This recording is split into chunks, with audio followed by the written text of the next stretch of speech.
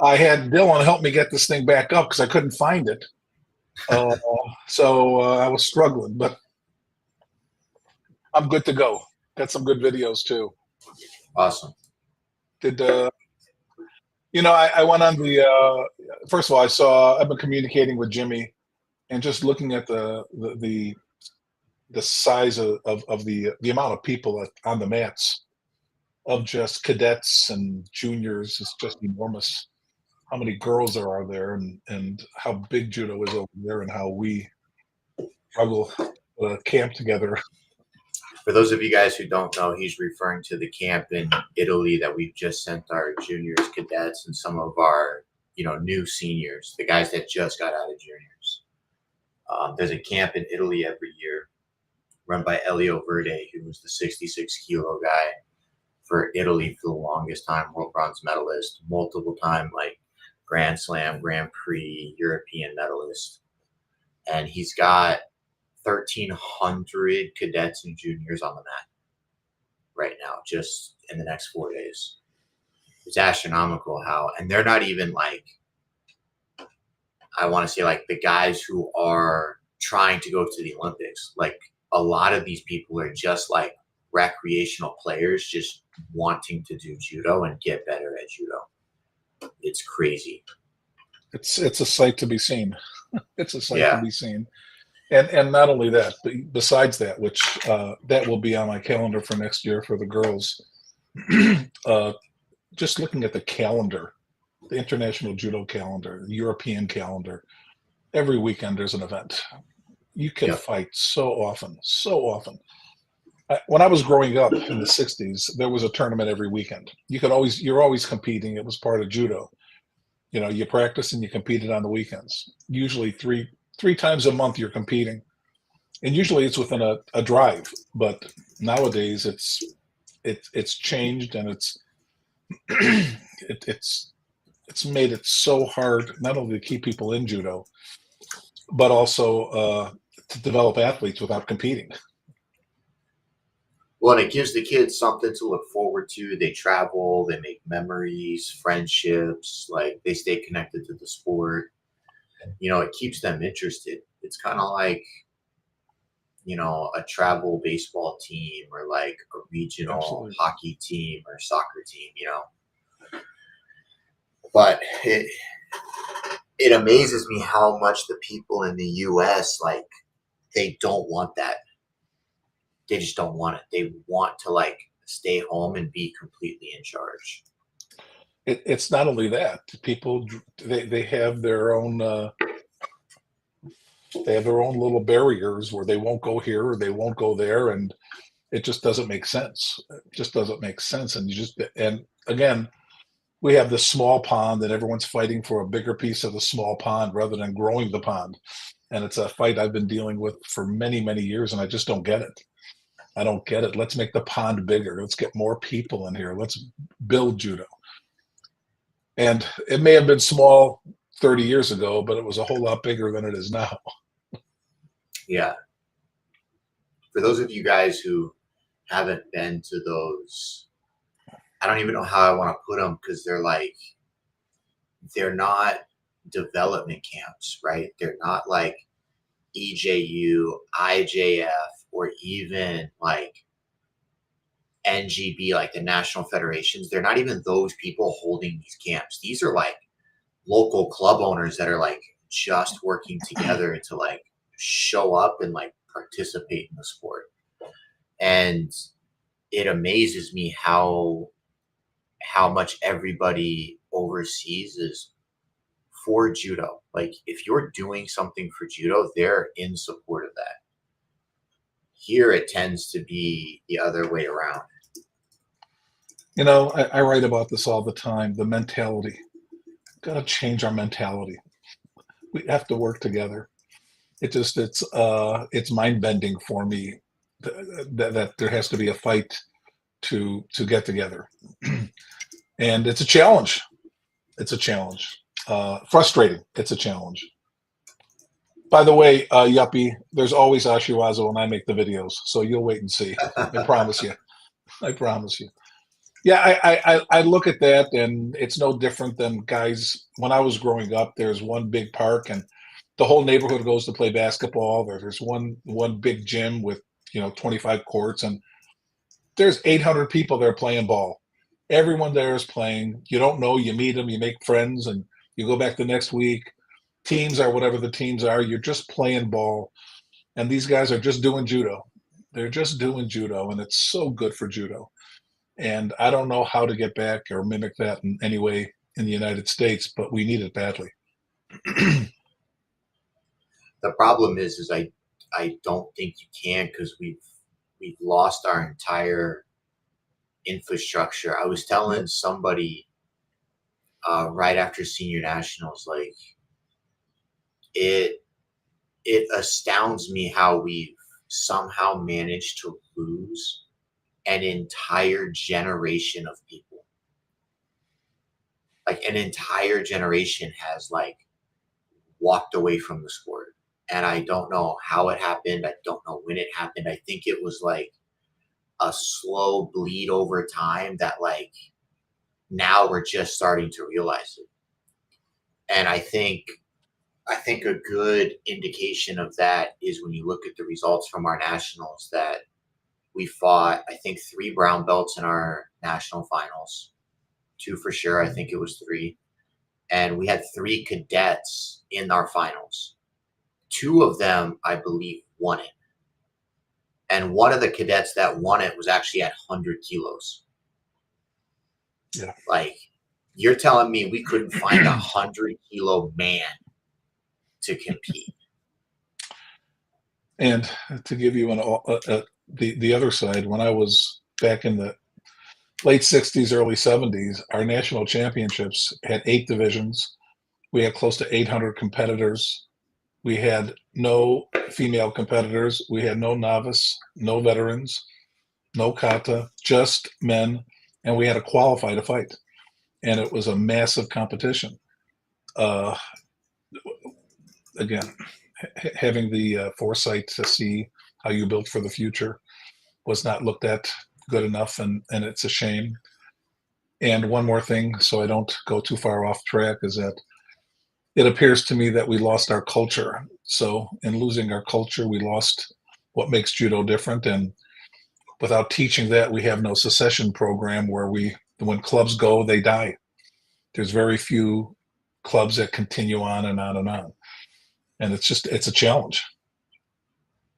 And again, with the American judo system, we're trying to teach and train and offer opportunities for people to learn that way so we can grow judo, but we need people to step up and take a look. Yeah, like I was coaching one of our guys in the final of the 81 kilo bracket, and he ended up losing to Dominic, who's a solid player. But I retired in 2016. So that gives you from 2017 to present day, which is 2024, right? That gives you 7 years. 7 years of like zero athletes, Yeah. like nothing, like not even a player in 73 kilos, 81 kilos, 90 kilos, 100 kilos, and heavyweight. We don't have one at 60, and we kind of have one at 66 in Berliner, but like in the entire male section of the sport, we don't have anybody that's like developed in 7 years. They're all 18, 19, 20, 21 years old, which means 7 years ago they were 13, 14. Where were the Yeah. 18-year-olds that are now 28 that are like grown men who are like developed and trained and seasoned in the sport, that like want to fight? They're looking for a fight.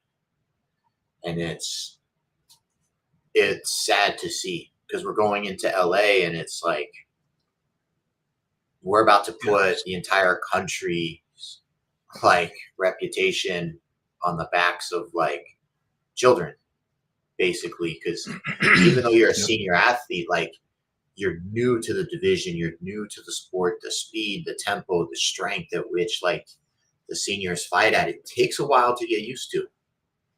It takes a little bit. It's not The other it's thing, not something you just grow into. the rate of improvement overseas is so much greater than ours. These guys are getting better and better and better. There's so much that offers them. I've been watching little young girls from the cadets go into the juniors and then to the seniors, and they're getting better. And you watch them fight, go get to the quarters, get to the semis, fight for a medal, and now they're winning medals. That's the progress going over and over, getting better every year. We don't have that. And what I see with our better athletes is that top 32, we hit a hard stop. And I've watched young athletes develop over my life. And when Jimmy was developing, before he was medaling, when he would lose, he'd lose in a battle, and you know what that's like. Before you start medaling, you're in a, just a heartfelt battle, and it's close. And when the guy leaves the mat, he goes, "Man, I don't want to fight that guy again." When we Yeah. lose now, we get handled. There's a hard stop. It's above our ability. Even when Jack gets thrown with his hands, or when Ari when all those guys lose, they lose easily at that level. So I don't see anyone knocking on the door to get through that hard stop that we're in. Brian, I hear the argument that America loves football, basketball, baseball, and it's in the school systems, but that's irrelevant to the problem at hand, because we're we have something that a lot of these people don't. There are plenty of other sports that are not in the school system that are wildly successful from even a number standpoint.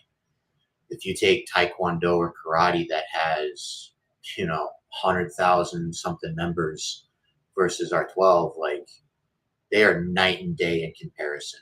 I mean, I just to put this into perspective for everybody, I found out the other day whether it's true or not, but I could see it being true. USA Curling has more members than USA Judo.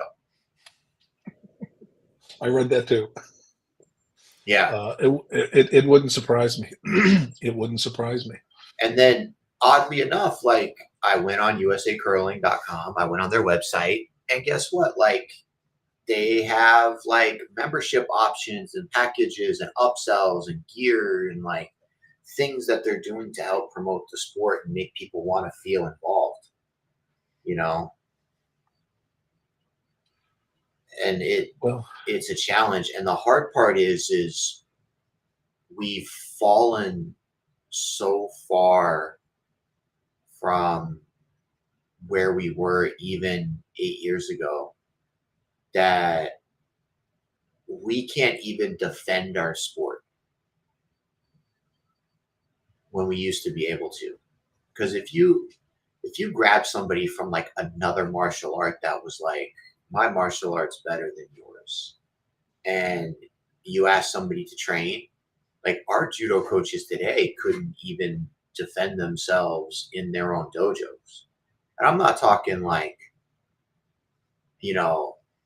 Gracie style, like, we're going to go bare knuckle brawl and fight. I'm saying, like, you take a high school wrestler and you put him up against a judo coach in this country, and you're like, who wins in a judo match?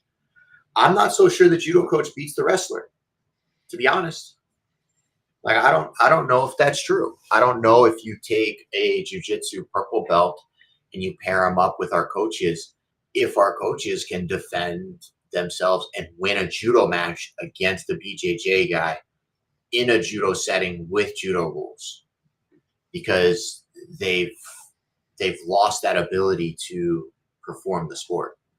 Doesn't mean that they can't teach it. It just means that, like, they haven't like developed an athlete enough to like defend what it is they're trying to teach in essence. yeah, we dropped off. Did It's I? been a while. No. We Oh, judo. I'm saying we've dropped off. oh, And yeah, what happens is we find, and certainly with my position, I'm working with people that are not athletes that love judo, and they're teaching young kids, and trying to help them teach basic fundamentals, but I'm not working with athletes, past athletes, working with guys that love kids and want to, teach judo. And that's fine for teaching kindergarten and stuff, and it's great. But at the next level, we start struggling. Yeah, I We agree. do a I we agree. do a really, really good job at teaching young kids how to compete. So we win a lot at the early stages, right? The really early stages, like the first time they get into cadets. Sometimes you get a player that can like hold on to it to juniors, but not usually.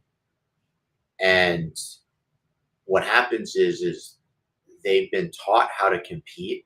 They haven't been taught judo, like the actual like this is how you do the throw. And you got to figure out how to make the throw work. They learn all these like tricks to the game because it's the information is so readily available on Instagram that all these coaches are watching Instagram and watching YouTube and trying to teach like the fancy things. And I don't even mean like instructionals. I mean like they're watching a highlight from the Grand Slam and they're trying to break down with the knowledge that they have, like how this Japanese guy threw the Uzbekistan guy with this Uchimata, and then he tries to go to class and teach it to a bunch of green belts. And it's like they've lost that foundational way of teaching that really helps develop good patterns, good strength, Yeah, and yeah. you know, and that's why when we teach They're the basics, concentrating on people are winning like, rather than learning.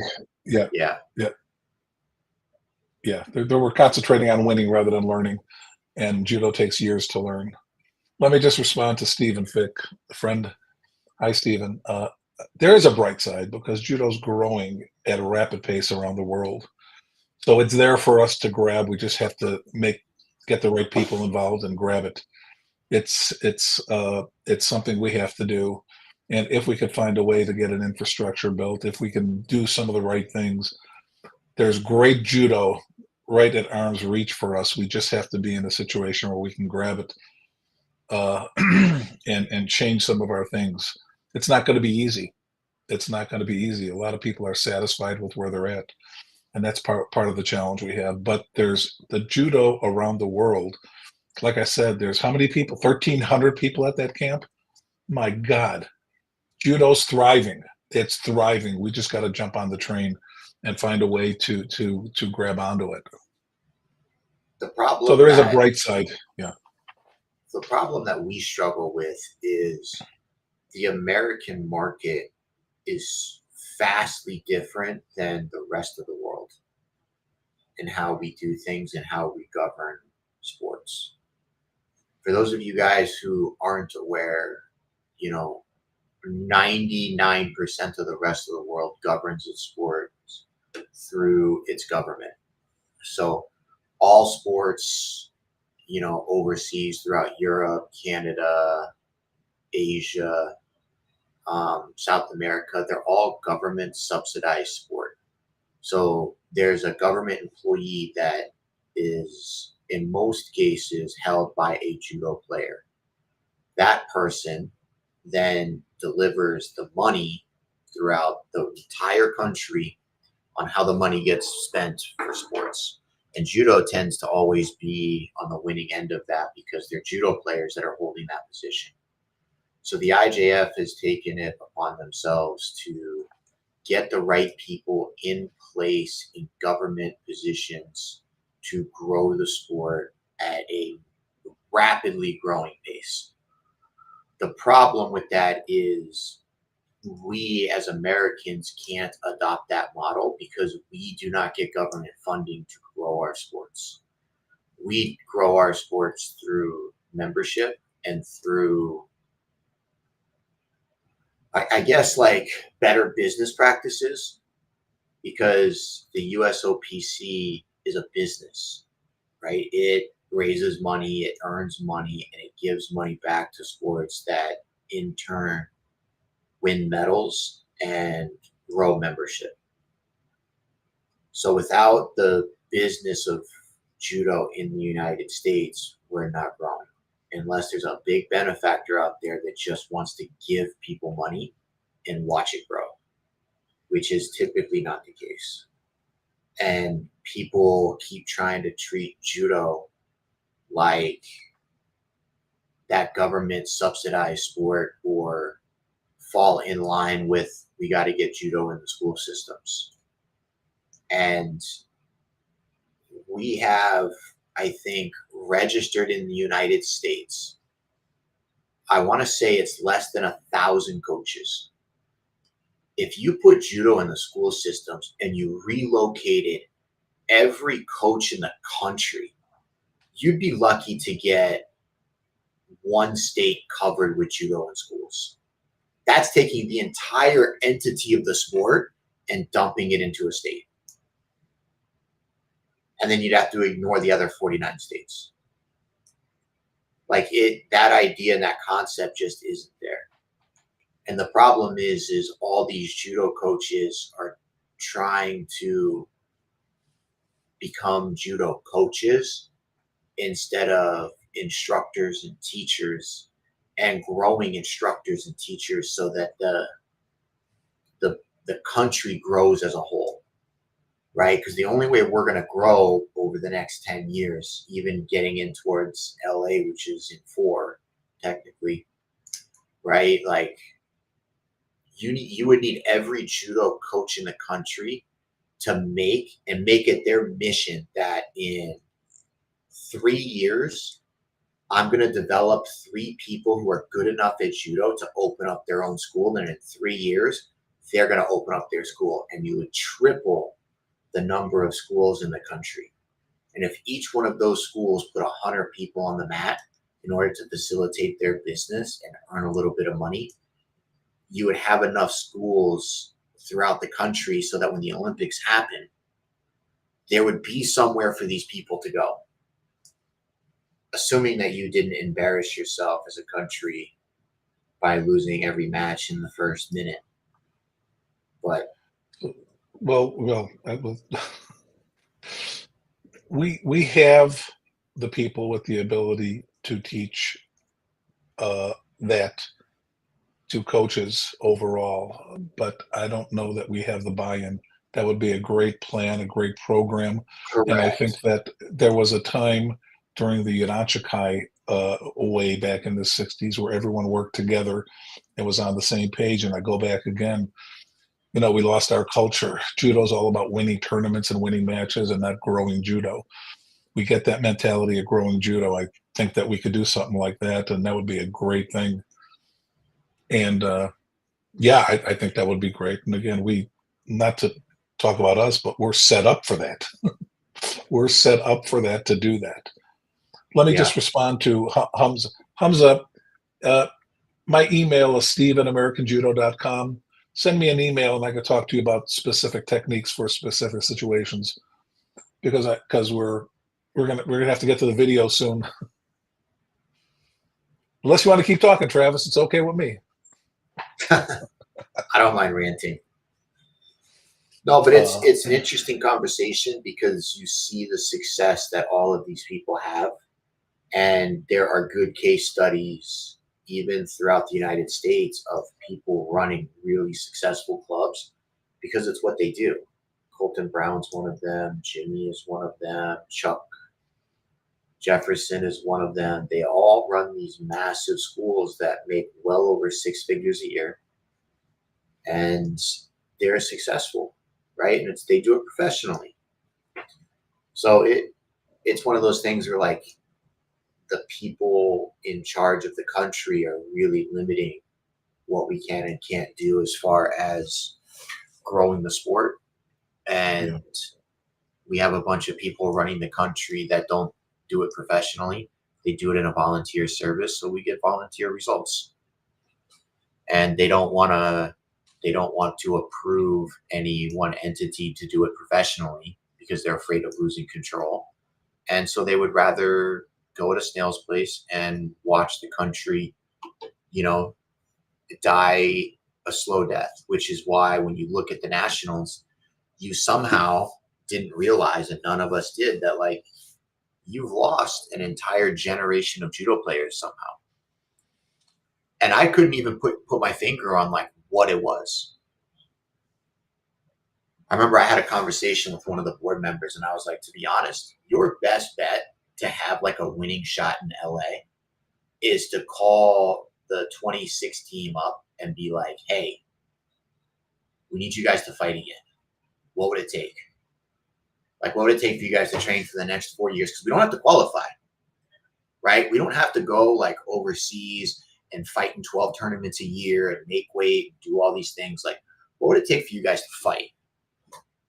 Because realistically, if you put any one of us on the mat, we would win the nationals even today, because the level's just not there.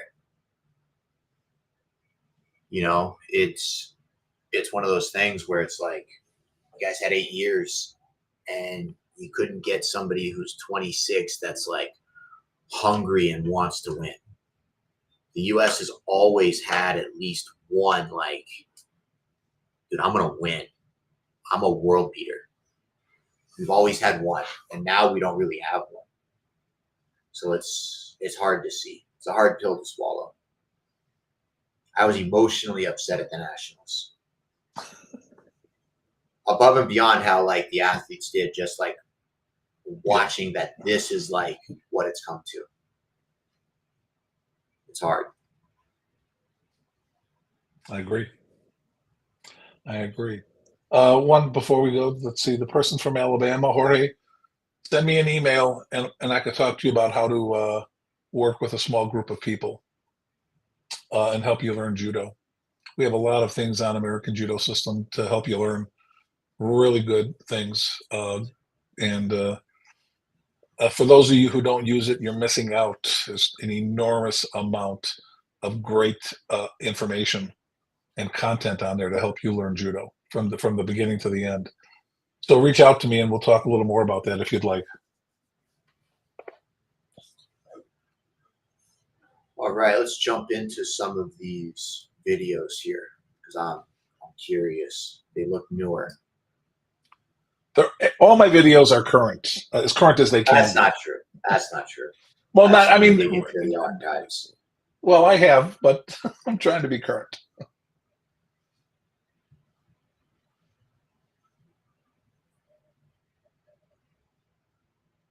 Oh, that's not good. I love big throws. Can't help it.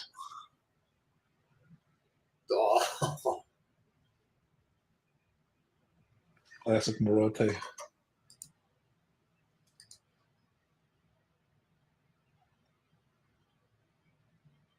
Oof.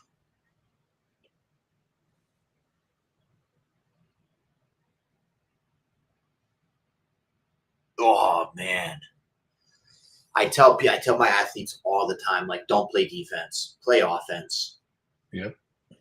Because this Polish guy, he throws this Japanese guy for Ippon if he like attacks that back leg, like hooks it. Yep. You know, like he aggressively goes after it. But he's clearly just playing defense. His head's down. He's trying to push down on that sleeve as hard as he can. Like, props to that Japanese guy though for like standing up. Nice Sanagi, yeah.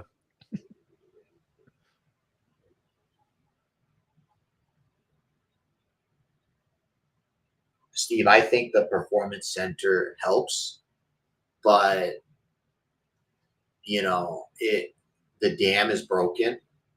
You can't be out there with like one brick at a time, like trying to put it back together while the water's flowing.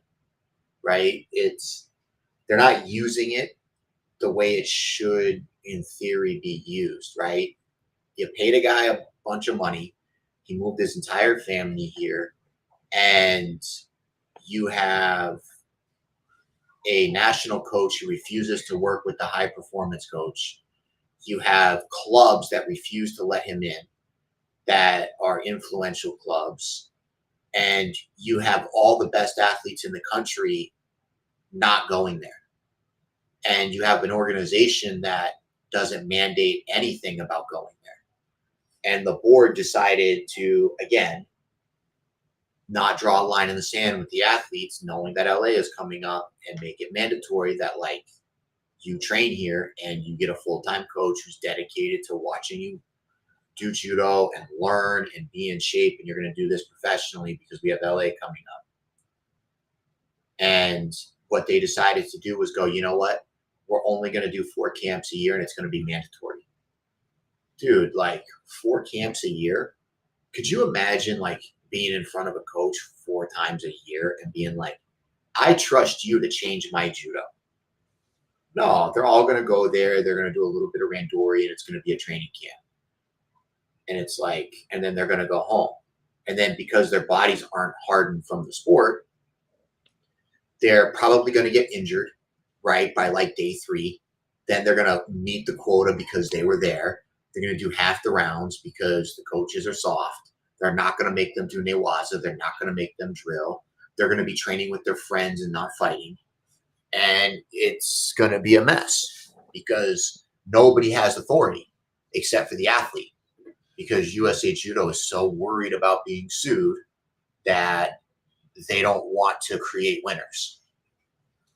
It's a We thing. also have the issue that there's really no curriculum, so the kids that are coming up are all at different levels, different ability levels, and no one learns, basic fundamentals where you can actually grow from. Unlike if you're a football player, basketball player, or whatever, and you're going to that elite level, everyone has reached a certain level of competence. And obviously, the pool is bigger, but you're working with athletes that are at the top level, and we have such a wide range of abilities with these athletes. It's a challenge for one coach. Well, and the problem that we have in America is when you move to a national training center, your judo is supposed to be developed. Yes. You're Yes. supposed to know what type of player you are. You're supposed to know like how to win. You're supposed to know how to apply your judo to different styles of judo because you've trained and you've competed and you've gotten to a certain level. We're throwing a bunch of people over there that have no idea. We have some people that don't know if they're left-handed or right-handed. And they're like, well, it depends. Like FUBAR. So and the truth is the coach would need a team. Oh, he's gonna launch him. He's gonna launch him. Ushimata, do it. Yes. Oh. Not as big as I thought he was gonna go. No, but I love the way he attacks the leg to set it up. I just love that. It's the foot, fakes a switch, foot. Playing so much defense. Switch. Oh, God. Guys, you can't play defense, man. You got to play offense. Stop playing defense. Stop playing defense. Some people can play a really good defense because they're counter judo players. They just go defense. And the second you try to attack their defense, they just go offense. They wait for that. These guys have zero offense. They're just playing defense. Got a good video for that, too. Yes, Norm, there is a massive jump in Canada between national and international, but that's why they're centralized in Montreal, is so that you can train with people who are trying to make that jump. Like the room is dedicated where you have the best national players in one place, and we're trying to get you guys good enough to go international. Our national training center just sits there with local players, and then 4 times a year, the national players come together in hopes of getting better to maybe go international. It's a thing. It's now, I wouldn't call it a plan. I mean, it's definitely a plan. That's the definition of a plan. We got a plan. Yeah. I know what you're saying, but it's not your plan. Instructions unclear when you said write a plan. We made a plan. I'm just not so sure if any reasonable judo coach in the world worth their salt would have been like, hey, how do you prepare for the Olympics? I got it. 4 national training camps a year, and the athletes can travel internationally whenever they want. Wherever they want. Yep. Yeah. No, I think part of their plan, though, in all seriousness, is to make a dedicated schedule where they have to go to certain tournaments and travel as a team. I do think they're doing that. I think it's a little bit more than 4 training camps, but we'll see. Oh, I wish you guys understood how difficult that throw is to pull off. That, oh man, oh I love the way he hangs on to the leg. It's hard to do. yeah. That's what caught me was like, I don't think Yeah. people really understand how difficult it is to stay up and Yeah. carry your weight in your hands Mhm. while hooking the leg.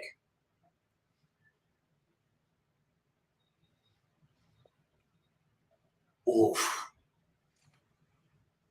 Love Look at that that Osoto. drive. Like, just look how Yeah. stretched he is. He's stretched like 6 feet. Like, watch, here's the line. Here's the line. Look at that stretch. That was massive. So if you watch it I, again, watch how his how he keeps the sleeve hand close to him, and the guy can't step out of it as that sleeve stays tight, where he can't turn his body. That's beautiful judo. yeah. His right hand keeps that sleeve in. He can't turn his body out of it. Love that Osoto. Yeah, the problem isn't with the Swedish coaches' plans for the performance center. The problem is like all the coaches and athletes who don't want to be a part of the plan. That's the problem. Yeah, he's a good guy. I remember having conversations with Keith when we were trying to write the coaching program for the United States, and I was like, dude, don't pick our plan. Don't care. Don't pick our plan, but pick a plan. Like you've got to get the whole country. I don't care whose plan it is. The whole country has to like march down the field together. Then you can move the country once it's unified and going in the same direction. So if you have to make changes as you're going, no problem. Right now, the herd is like completely scattered and there's no focus in a singular direction. There has to be mandatory events, mandatory training, mandatory. It has to be mandatory. So Yeah, you that get doesn't people. surprise me that there's a judo program that's very unstructured. I'm gonna watch this again just because I love the extension. It's just so difficult to drive off that leg when he's so reaching. Oh man. And for those of you guys who don't know, the athlete in blue is Russian. He just switched countries. Oh, that video got deleted. We'll go to this one. Oh, this is gonna be powerful. Yeah, buddy.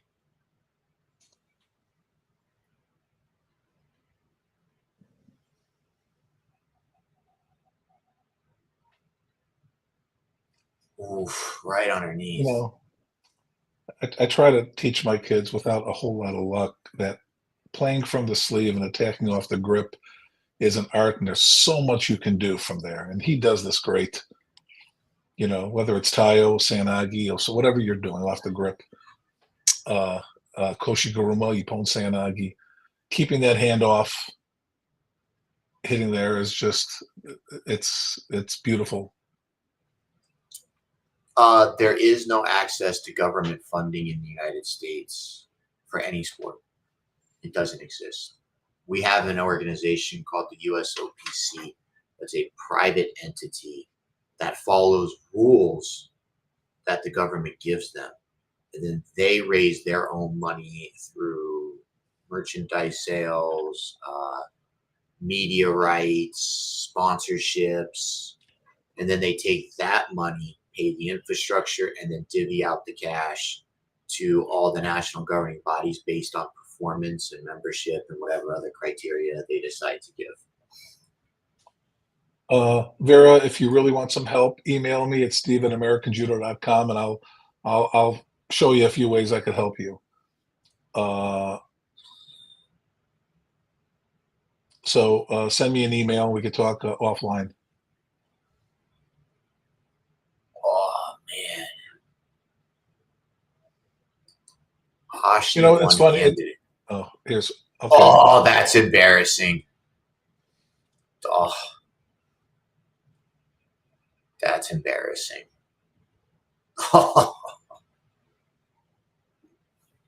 That's how he forces the direction. He just forces it. It's just. I love this. So guys, this is what we call like situational awareness or like mat awareness. Like you're a minute into this fight, there's no Shidos on the board, there's no scores. Like where was blue trying to go? You know, like take the Shido, like let the fight another. Like White's clearly pushing him. Yep. Right. There's a TV that's gonna watch him like lower his level and push that arm straight. Like you got to know the rules, man. Got to know the rules and know the rules and play the game. Right. It's a game. That's part of like winning is like learn. Like you have to learn how to win. So there are very few people in the world that are just good enough at judo to just ignore the rules, ignore the game, and just throw people and pin people. Very rare. And it's rare that the guys that are winning consistently aren't great at playing the game. Yeah. Look at that, pushed. I'm not even so sure that's Ippon. To be honest, I could clearly see his back patch when he landed. Yeah. That's not Ippon. Solid Wazari. Nice Ashi though. Solid. Sode big. Oh, so I'm glad you put this one in here. I saw this on Instagram. Yeah. And I wanted to ask you because you're from the era, right? Yep. Okay. My understanding in the rules of judo, and I'm surprised they didn't take this off, is you cannot load somebody up on your shoulders and jump backwards. Yeah. Right? Interesting. That's the rule. That's the rule. Yep. You can't pick somebody up and then backflip because it's too much risk to the athlete. I thought for sure when I saw this, I was going to see a Hansukumake, and they didn't do it. And I was like, angle. Did they forget the rule? I don't know. Or do they consider it, since it's not a fireman's, that like it's technically not jumping back on the shoulders? I know, but you watch the next angle. There's no question he jumped backwards. He jumps backwards. Yeah. Yeah, clear as day he jumps backwards. Yeah. Keep playing. You'll see the different angle. They got an angle from above.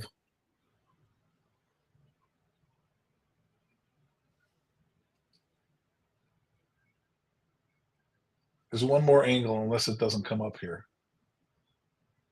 Look from up top. Look at this.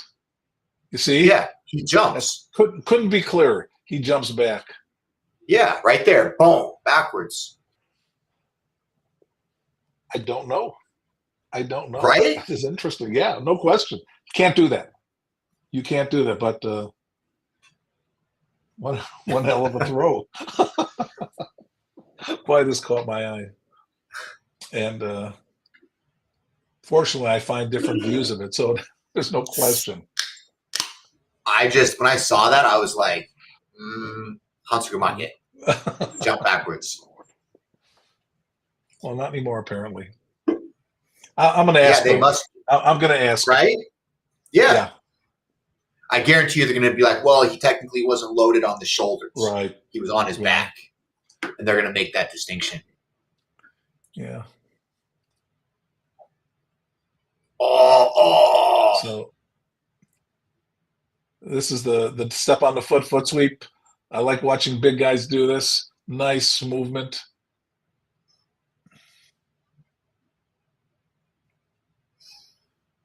I don't even know what to say. Nice Ashiwaza. Ashiwaza is always good. Always good.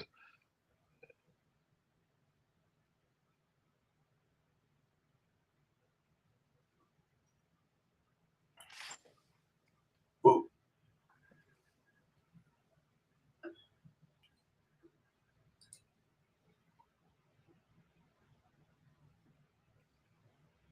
This next one you're going to like. The next video you're going to like because it's similar to what we were talking about. playing defense and then changing it to offense. Yeah, buddy.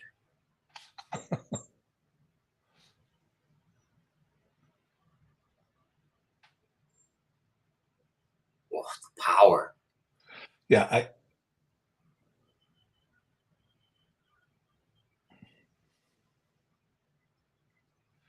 Man. it's funny that for me, when I was training, I trained to be strong enough to play those guys. You got to be strong enough to fight the strength. I never could be stronger than them, me personally, because I fought monsters. But those guys are so strong that if you don't put an enormous amount of time into your strength, these guys are hard to fight. God, they're strong. Yeah. Oh, man.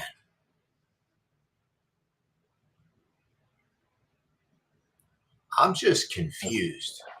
I'm so confused.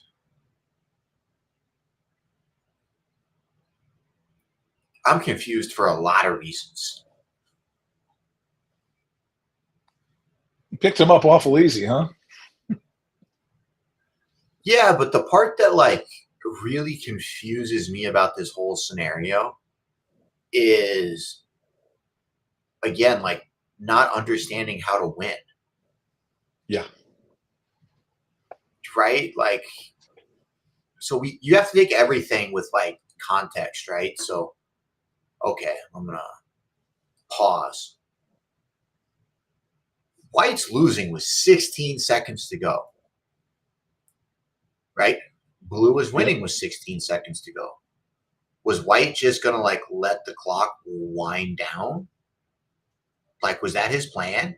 Like, where's the Osoto? Where's the Yeah. What are you Sumi? waiting for? Right. Yeah, Something. where's the well, what are you doing? The Shido's not helping you. You know what I And mean? Like, I don't know if he's going to get any closer in a better position to make an attack than there. yeah, right? It's like, Yeah, what he's was he there. like? What was he waiting for? And then inversely so, why did Blue take such a big risk to step into like a front facing Uchimata? Yeah. Like, why would you do that? Like, why wouldn't you just like, I don't know, do a crappy Sumi and fall out of bounds and then Yes. get up and grip fight and win? Like, why Yep. would you take such a big risk?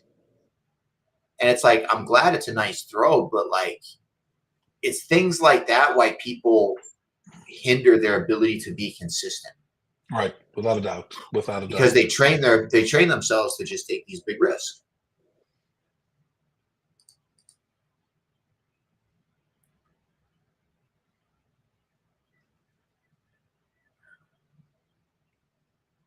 Just looking at that clock going, that is not how this should have ended. We're in the bronze medal of a slam. These guys aren't slouches, right? They could have fought slouches to get there. It depends on who showed up. Yeah. No, but usually in the bronze medal match of a slam, you're fighting some good people. All right, here we go. Here's some more Ashwaubenon. Oh, that's just bad luck.